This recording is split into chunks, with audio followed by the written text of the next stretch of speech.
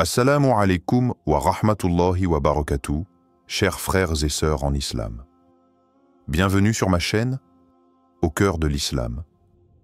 Aujourd'hui, nous allons explorer un sujet d'une grande importance pour notre cheminement spirituel. Les signes qu'Allah nous envoie pour nous guider et nous aider à prendre des décisions cruciales dans notre vie. Ces signes peuvent souvent se manifester sous forme de sentiments ou de situations que nous devons apprendre à reconnaître et à comprendre. Préparez-vous à découvrir comment ces messages peuvent influencer votre foi et votre bien-être.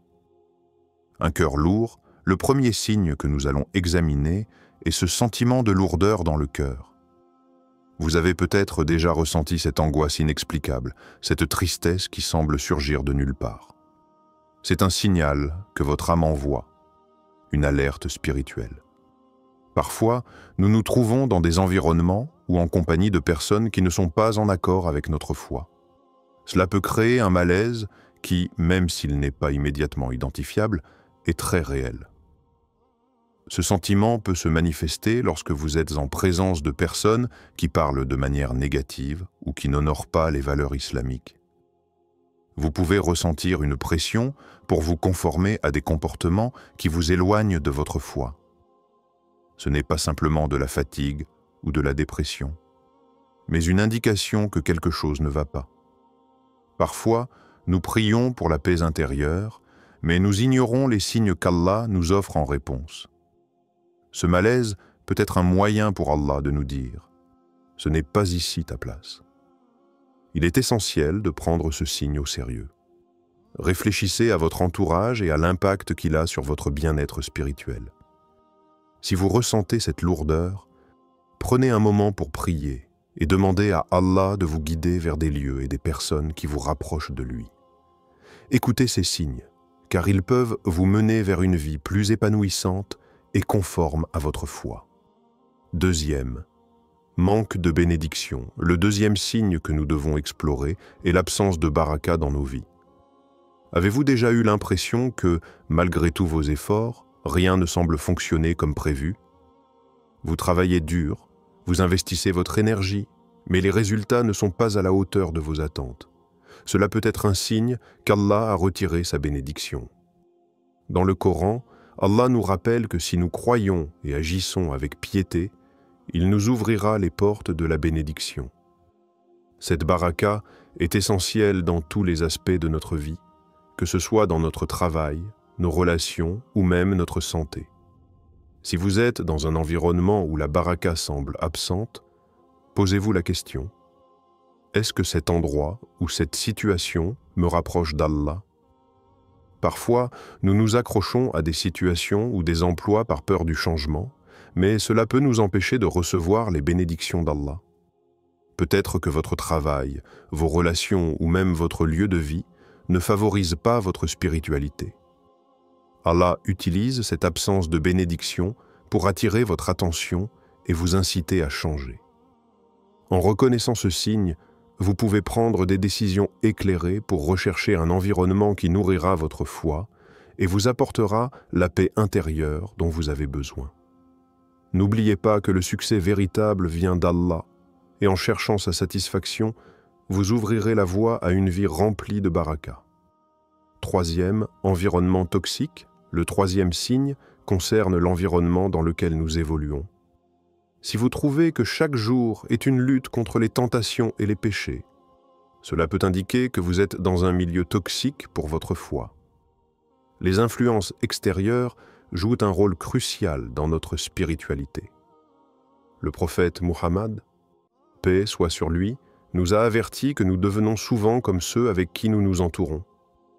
Si vos amis ou collègues vous poussent vers des comportements qui ne sont pas conformes à votre foi, cela peut créer un conflit intérieur.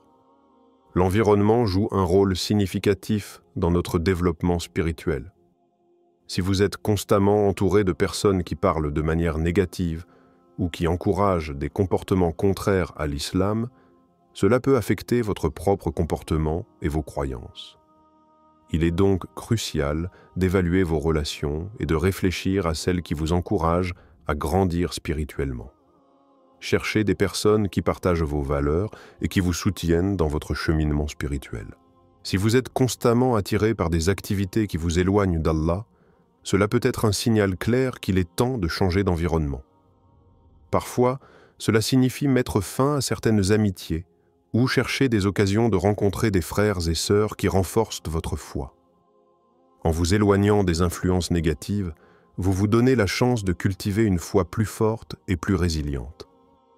Allah a créé la communauté pour que nous puissions nous soutenir mutuellement.